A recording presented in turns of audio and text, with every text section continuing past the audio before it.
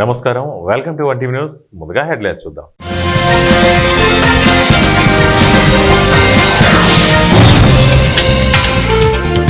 ప్రభుత్వ ఆసుపత్రిలో వైద్య సేవలను మెరుగుపరుస్తున్నాం. మేడ్చల్ మల్కాజ్గిరి జిల్లా కలెక్టర్ మనోజ్ చౌదరి.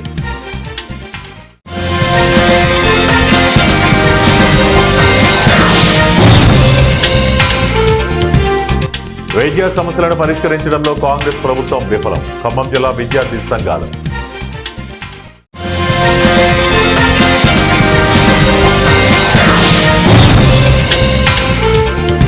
అలుగుబారుతున్న ఖమ్మం జిల్లా వైరా రిజర్వాయర్. ఆనందం వ్యక్తం చేస్తున్న ఆయకట్టు రైతులు.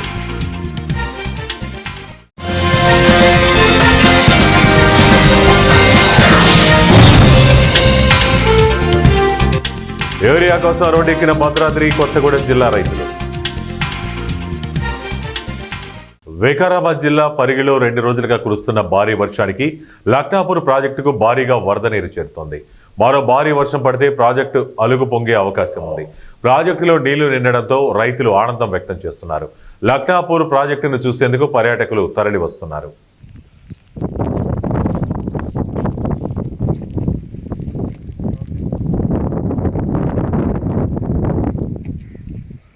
ముఖ్యమంత్రి నారా చంద్రబాబు నాయుడు సహకారంతో పీలేరు నియోజకవర్గ మండలాల్లో తాగునీటి సమస్యకు శాశ్వత పరిష్కారం చూపబోతున్నట్లు ఎమ్మెల్యే కిషోర్ కుమార్ రెడ్డి చెప్పారు. అన్నమయ్య జిల్లా వాల్మీకిపురం వ్యవసాయ మార్కెట్ యార్డ్ కార్యాలయంలో మండల అధికారులు, ప్రజాప్రతినిధులు, నాయకులు, కార్యకర్తలతో ప్రజా దర్బార్ కార్యక్రమాన్ని నిర్వహించారు. ఇందుకోసం గండికోట రిజర్వాయర్ నుంచి పీలేరు, తమ్మళ్లపల్లి నియోజకవర్గాలకు 2000 కోట్ల నిధులతో పైప్ లైన్ల ఏర్పాటుకు అన్ని చర్యలు తీసుకున్నట్లు ఎమ్మెల్యే తెలిపారు. గుర్రంకొండ కేంద్రంగా రైతుల దగ్గర 10 ఎకరాల భూమి సేకరించి పంపింగ్ నిర్మాణానికి ఏర్పాటు చేస్తున్నట్లు ఎమ్మెల్యే చెప్పారు. అక్కడ నుండి పైప్ లైన్ ద్వారా 6 మండలాలకు నీటి సరఫరా చేసేందుకు చర్యలు తీసుకుంటున్నట్లు ఎమ్మెల్యే తెలిపారు. ఇక జలజీవన మిషన్ ద్వారా చేపట్టబోయే ఈ ప్రాజెక్టు సకాలంలో పూర్తి చేసి తాగునీటి సమస్యకు శాశ్వత పరిష్కారం చూపుతామని ఎమ్మెల్యే అన్నారు. కూటమి ప్రభుత్వం అధికారంలోకి వచ్చినప్పటి నుంచి సూపర్ 6 పథకాలు అమలుకు పెద్దపీట వేస్తున్నట్లు ఎమ్మెల్యే చెప్పారు. నీళ్ళ సమస్య లేకుండా చేసుకోవాలా, ఇది మీరు జాగ్రత్తగా ప్లాన్ చేసుకోండి. మళ్ళీ ట్యాంక్ పట్ల అది మిస్ అయిపోయా, ఇది మిస్ అయిపోయాక మనకి అవకాశం రాదు. మనం ఎక్కడ సంపులు కట్టాలా, ఎక్కడ ఓవర్ హెడ్ ట్యాంకులు కట్టాలో చూసుకోండి. మళ్ళీ సెకండ్ ఫేజ్లో గురంకొండ నుంచి మదనపల్లికి, పుంగులూరుకు, పొలంనేరుకు, కుప్పానికి మళ్ళీ పోతుంది. అది మళ్ళీ సెకండ్ ఫేజ్. మనం మొదట్లో ఉన్నాం కాబట్టి మనకు జీవి ఎప్పుడు నీళ్ళు వస్తాయి. మనం ఫస్ట్ మన దగ్గరే నీళ్ళు దుక్కుతాయి కాబట్టి అక్కడి నుంచి మళ్ళీ మనకు ఖచ్చితంగా నీళ్ళు వస్తాయి. మనకు ఇబ్బంది ఉండదు ఎప్పటికీ, స్టార్టింగ్ మనమే కాబట్టి ఇప్పటికీ 2000 కోట్లు చిన్న అమౌంట్ కాదని. 2 సంవత్సరాలు పట్టచ్చు మనకు. మెయిన్ ట్రంక్ లైన్ వేస్తారు అంతా కూడా. మనకు ఆ 3 మండలాలకు కలకడ, కలిగిరి, కేవీపల్లి, జలకోన నీళ్ళు కూడా అది కూడా రిపేర్ చేస్తూ ఉన్నారు. ఇప్పుడు మనకి ఏమైతుందంటే ఆ పైప్ లైన్లో ఇది కలుపుతారు. గండికోట ఎత్తుకొని వచ్చి మీకంతా కొత్త పైప్ లైన్ వస్తుంది. అంతా ఇది మెయిన్ అంతా ఇక్కడ మీకు జరిపోవడం లేదు కాబట్టి వాయుపాటు. భద్రాద్రి కొత్తగూడెం జిల్లా టేకులపల్లి, బొమ్మనపల్లి, బోర్డు సెంటర్లలో యూరియా కేంద్రాలను తక్షణమే ఏర్పాటు చేసి రైతాంగానికి యూరియాను అందించాలని సిపిఐ ఎంఎల్ అఖిల భారత రైతు కూలీ సంఘం ఆధ్వర్యంలో రైతాంగం రోడ్డెక్కి రాస్తారోకో నిర్వహించారు. గతంలో మనిషికి 5 నుండి 3 కట్టలు ఇచ్చి ప్రతి ఒక్క మనిషికి 1 కట్ట మాత్రమే ఇస్తామని చెప్పడంతో రైతాంగం ఆగ్రహంతో రోడ్డెక్కారు. ఈ సందర్భంగా ఏఐకేఎంఎస్ జిల్లా నాయకులు బూక్య హర్ష అధ్యక్షతన జరిగిన కార్యక్రమంలో సిపిఐ ఎంఎల్ టేకులపల్లి మండల కార్యదర్శి కల్తీ వెంకటేశ్వర్లు, ఐఎఫ్టియు టేకులపల్లి ఏరియా కార్యదర్శి డి ప్రసాద్ మాట్లాడుతూ కేంద్ర ప్రభుత్వం యూరియా కొరతను సృష్టించి ఆ తదుపరి సబ్సిడీని ఎత్తివేయాలనే దుర్బుద్ధితో ఉన్నట్లు తెలుస్తుందని అన్నారు. రాష్ట్రాలకు యూరియాను సరఫరా చేయడంలో కేంద్ర ప్రభుత్వం విఫలం చెందిందన్నారు. రాష్ట్ర మంత్రివర్గం పలుమార్లు కేంద్ర ప్రభుత్వానికి విన్నవించుకున్నా చలనం లేదని, దీంతో రైతాంగం తీవ్ర అవస్థలు పడుతున్నారని అన్నారు. తక్షణమే యూరియా కొరతను నివారించాలని వారు డిమాండ్ చేశారు. ఖమ్మం జిల్లా వైరా నియోజకవర్గ కేంద్రంలోని రిజర్వాయర్ పూర్తి స్థాయిలో నిండి 4 అలుగులపై వరద నీరు ప్రవహిస్తోంది. ఒకవైపు గోదావరి జలాలు వైరా రిజర్వాయర్కు రావటం, మరోవైపు 3 రోజులుగా కురుస్తున్న వర్షాలకు వరద నీరు రిజర్వాయర్లోకి ప్రవహించడంతో అలుగులపై నీరు పొంగి ప్రవహిస్తోంది.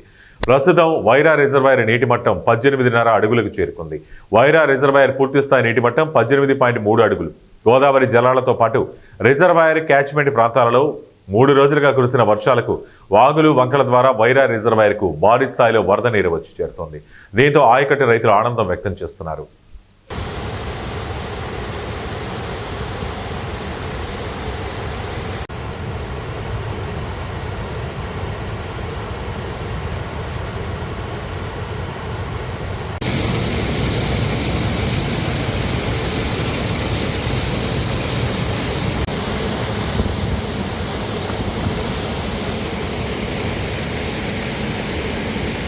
ఖమ్మం జిల్లా సత్తుపల్లి పట్టణంలో విద్యార్థి సంఘాల ఆధ్వర్యంలో విద్యా సంస్థల బంద్కు పిలుపునిచ్చారు.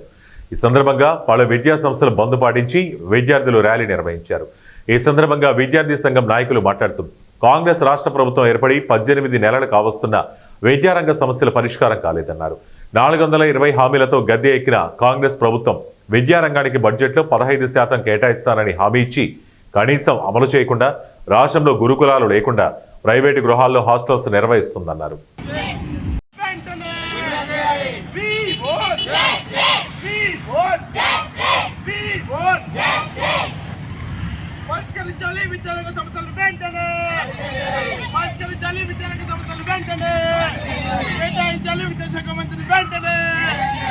తెలంగాణ రాష్ట్రంలో అమలవుతున్న మహాలక్ష్మి ఉచిత బస్సు ప్రయాణంలో 200 కోట్ల మహిళా ప్రయాణికులు ప్రయాణించి సుమారు 6,700 కోట్ల రూపాయలు ఆదా చేశారు. ఈ సందర్భంగా కామారెడ్డి బస్ స్టేషన్లో నిర్వహించిన కార్యక్రమానికి జిల్లా కలెక్టర్ ఆశీష్ సంగ్వాన్ ముఖ్య అతిథిగా హాజరై మహాలక్ష్మి ఉచిత ప్రయాణం గురించి సందేశం ఇచ్చారు.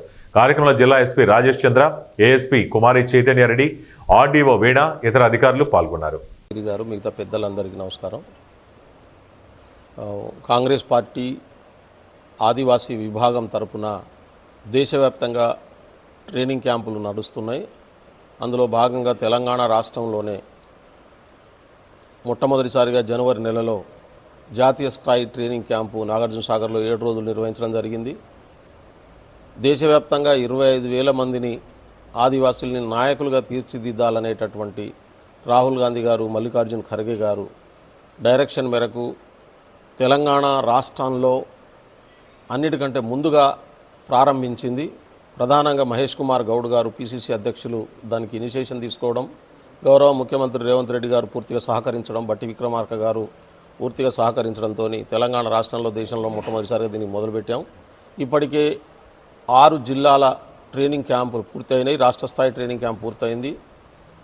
7వ జిల్లాగా మన నిజామాబాద్ జిల్లా, ఉమ్మడి నిజామాబాద్ జిల్లా స్థాయి ట్రైనింగ్ క్యాంపును రేపు 29, 30, 31 రోజు 3 రోజులు జరుగుతుంది.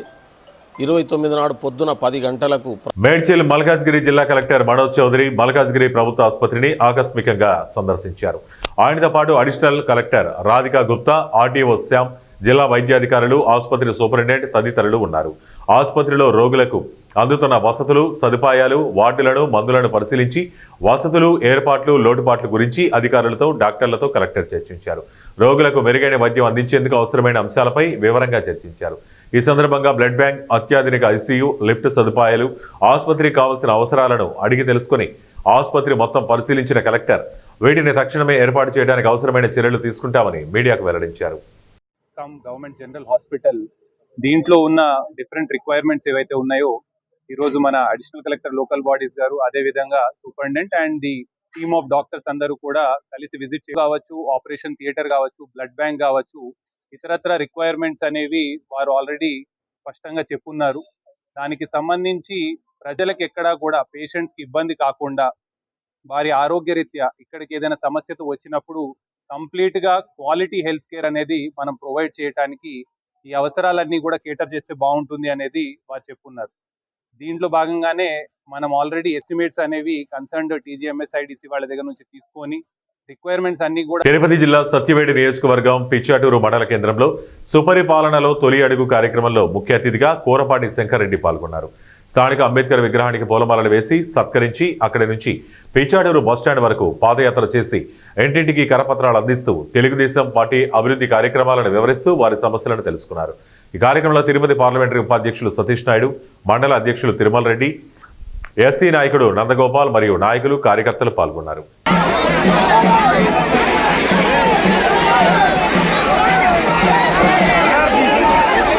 ఎడారి నుంచి స్వర్గాన్ని సృష్టించిన దేశం దుబాయ్. ఆ దేశాన్ని చూస్తుంటే తనకు అసూయ వేస్తుందని ఏపీ ముఖ్యమంత్రి చంద్రబాబు అన్నారు. విజయవాడలో నిర్వహించిన ఇన్వెస్టోపియా గ్లోబల్ ఏపీ సదస్సుకు సీఎం హాజరయ్యారు. ఈ సందర్భంగా ఆయన మాట్లాడుతూ దుబాయ్లో ఎడారి ప్రాంతాలు, బీచ్లు పర్యాటకులకు ఆహ్లాదకర అనుభూతిని కలిగిస్తాయి. యుఏఈ అభివృద్ధిలో భారత్ భాగస్వామ్యం ఉండడం సంతోషకరమన్నారు. సంక్షోభాలను అవకాశాలుగా మలుచుకుంటేనే అభివృద్ధి సాధ్యమన్నారు. నూతనంగా ఆలోచించడం వల్లే కొత్త ఆవిష్కరణలు పుట్టుకొస్తున్నాయని తెలిపారు. యుఏఈతో భారత్కు మంచి సంబంధాలున్నాయి. అక్కడి జనాభాలో 40% మంది భారతీయులే అని గుర్తు చేశారు. 1991లో ఆర్థిక సంస్కరణలు, 1995లో టెక్నాలజీ రెవల్యూషన్తో పరిస్థితి మారింది. ప్రధాని నరేంద్ర మోడీ సారథ్యంలో భారత్కు అపార అవకాశాలు వచ్చాయి. వికసిత్ భారత్ ద్వారా 2047 నాటికి ప్రపంచంలోనే 3వ అతిపెద్ద ఆర్థిక వ్యవస్థగా మారుతుంది. ఉమ్మడి ఏపీలో విజన్ 2020 రూపొందించి రాష్ట్రాభివృద్ధికి మెరుగుపరిచాం. రాష్ట్రంలో 2026 జనవరి నాటికి క్వాంటమ్ కంప్యూటింగ్ వ్యాలీ ఏర్పాటు చేస్తాం. వాట్సాప్ గవర్నెన్స్ ద్వారా 575 సేవలు అందిస్తున్నాం. ఏ పని కావాలన్నా ప్రభుత్వ కార్యాలయాలకు వెళ్లి పడిగాపులు కావాల్సిన పరిస్థితి ఉండదు. ఆగస్టు 15 నాటికి అన్ని సేవలు ఆన్లైన్లోనే అందుబాటులోకి తీసుకొస్తున్నాం. ఇక మెరుగైన సాంకేతికతతో అద్భుతాలు సృష్టించే కాలం ఇది. ఆరోగ్యం, సంపద, సంతోషకర సమాజ స్థాపనే మా లక్ష్యం.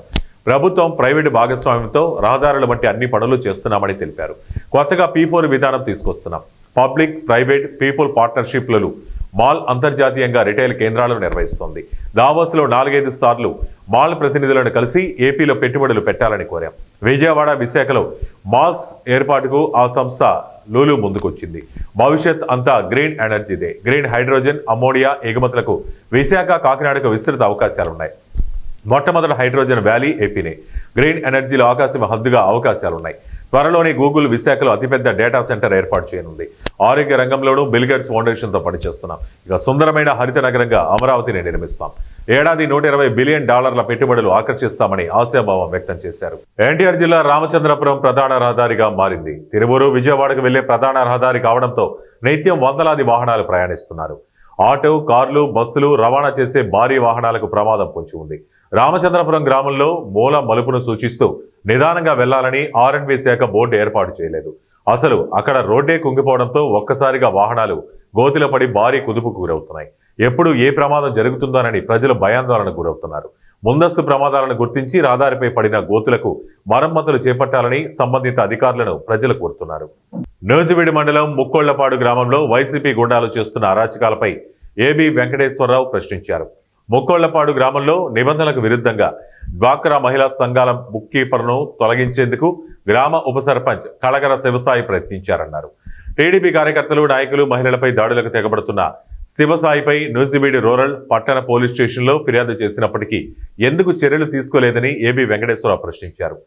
ఆంబోతులేవి ఆవులు కావని, వైసీపీ నుండి టీడీపీలోకి వచ్చిన వారు గత ప్రభుత్వాలు అడ్డగోలుగా సంపాదించిన డబ్బుతో మదమెక్కి గ్రామంలో రాజకీయాలు చేస్తున్నారంటూ వెంకటేశ్వరరావు విరుచుకుపడ్డారు.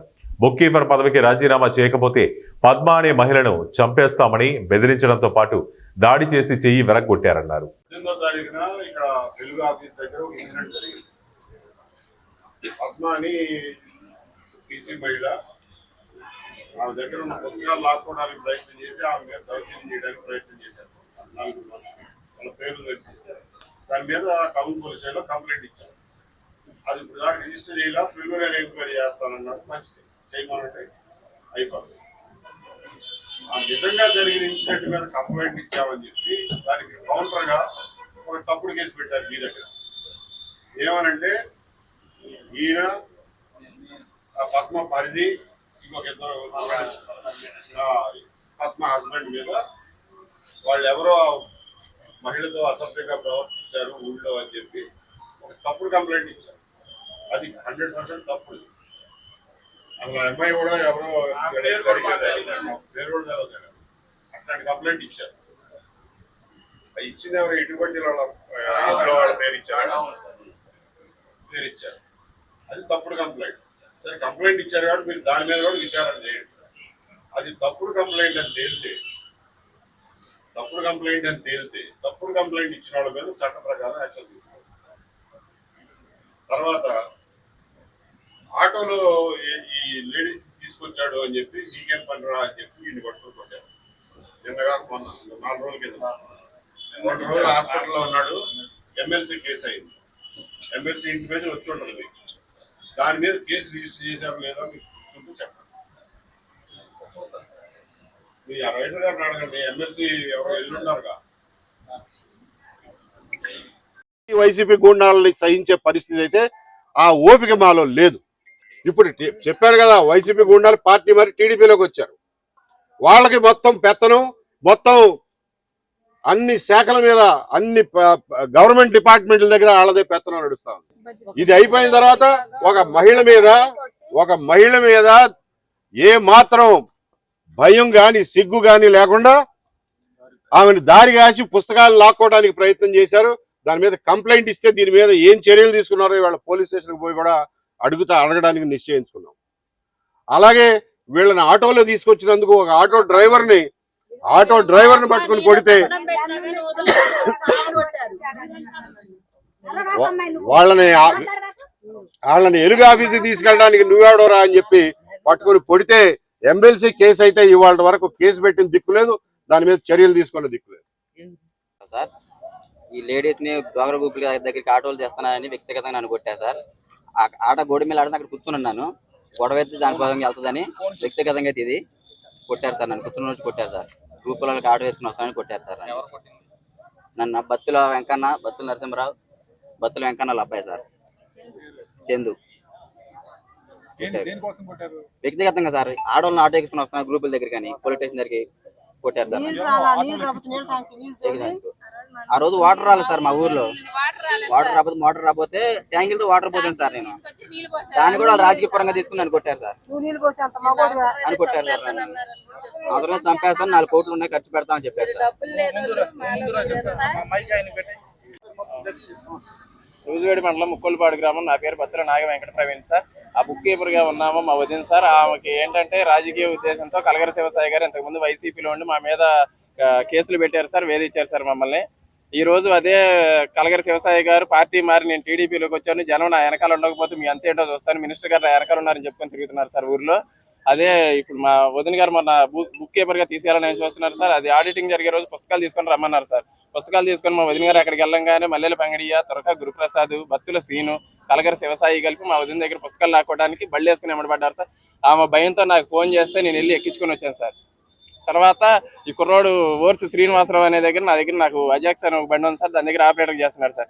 నువ్వు మీ ఆపరేటర్ కలిపి ఇలా చేస్తారా, కేసులు మీరే పెట్టేస్తున్నారు, మీరే చేస్తున్నారు అది ఇదని సార్ అతను కొట్టారు సార్ వ్యక్తిగతంగా. నువ్వు వాడి దగ్గర పని చేయడం ఏంటి, నువ్వు వాడితో తిరగటం ఏంటి, అది ఇదని మాట్లాడారు సార్. కళాశాలలో కేవలం పుస్తకాలే ఆ దొంగ టార్గెట్. విలువైన కంప్యూటర్లు, ఇతర వస్తువులు ఏమీ ముట్టుకోడు. ఇలా వరుసగా పుస్తకాలు చోరీ చేస్తూ సీసీ కెమెరాలకు చిక్కాడు. జగిత్యాల జిల్లా కేంద్రంలో ప్రభుత్వ జూనియర్ బాలికల కళాశాలలో గత కొన్ని రోజుల నుంచి విద్యార్థుల పుస్తకాలు మాయమవుతూ ఉండడంతో టీచర్లకు డౌట్ వచ్చి సీసీ కెమెరాలు పరిశీలిస్తే ఆ పుస్తకాల దొంగ వ్యవహారం బయటపడింది. బోనాల పండుగ సందర్భంగా హాలిడే ఉండడంతో కళాశాలలోని విద్యార్థులు తమ పుస్తకాలు వదిలి వెళ్లారు. వచ్చి చూసేసరికి పుస్తకాలు లేకపోవడంతో ఈ వ్యవహారం బయటపడడంతో ఉపాధ్యాయులు జగిత్యాల పట్టణ పోలీస్ స్టేషన్లో ఫిర్యాదు చేశారు. ఈ సందర్భంగా విద్యార్థులు మాట్లాడుతూ తమ కాలేజీలో 700కు పైగా విద్యార్థులు చదువుతున్నారని, ప్రహరీ కూడా లేకపోవడం వల్ల ఈ దొంగతనం జరిగిందని విద్యార్థులతో పాటు ప్రిన్సిపల్ తెలిపారు. నా పేరు పల్లవి, నేను మొదటి సంవత్సరం చదువుతున్నాను. మా కళాశాలలో ప్రహరీ గోడ లేకపోవడంతో మా కళాశాలకు కుక్కలు, పందులు అన్నీ రావడంతో మాకు ఇబ్బంది అవుతుంది. దాంతోపాటు నిన్న హాలిడే కావడంతో మేము బుక్స్ ఇక్కడ రాసుకున్న బుక్స్ ఇక్కడ పెట్టుకోవడంతో దొంగలు వచ్చి వాటిని ఎత్తుకెళ్ళిపోయారు. దాంతో మాకు చాలా ఇబ్బంది కలుగుతుంది. మేము కష్టపడి రాసుకొని చదువుదాం అనుకునేసరికి వాళ్ళు వచ్చి ఎత్తుకపోవడంతో మాకు చాలా ఇబ్బంది అవుతుంది. మీరు దయచేసి మాకు ప్రహరీ గోడ కట్టించాలని కోరుకుంటున్నాను. నా పేరు రవళిక, నేను బైపీసీ ఫస్ట్ ఇయర్ చదువుతున్నాను. మా కాలేజీలో ప్రహార గోడ కూలిపోయిన వలన మా క్లాస్కి డోర్స్ కూడా సరిగ్గా లేవు. ఆ డోర్స్ ఓపెన్ ఉండడం వల్ల దొంగ ఈజీగా లోపలికి వచ్చి మా టెక్స్ట్ బుక్స్, మా నోట్బుక్స్ అవన్నీ తీసుకెళ్లారు. మేము చాలా కష్టపడి రాసుకున్నాం. అలాగే మా కాలేజీలోకి పందులు, కుక్కలు, కోతులు అన్నీ వస్తున్నాయి. మా బుక్స్ అవన్నీ తీసుకెళ్లారు. మాకు ఇప్పుడు చాలా కష్టంగా ఉంది చదువుకోవడానికి. మాకు గోడ కట్టించడానికి హెల్ప్ చేయాలని అనుకుంటున్నాను. వార్తలు ముగించే ముందు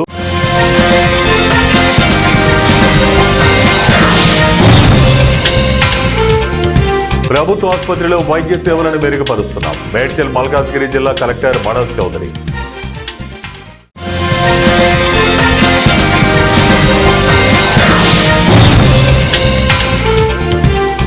వైద్య సమస్యలను పరిష్కరించడంలో కాంగ్రెస్ ప్రభుత్వం విఫలం. ఖమ్మం జిల్లా విద్యార్థి సంఘాలు.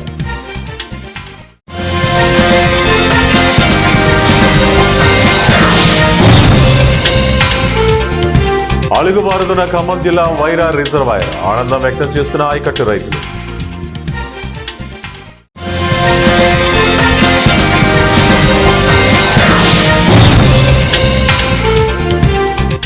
యూరియా కోసం రోడ్డెక్కిన భద్రాద్రి కొత్తగూడెం జిల్లా రైతులు.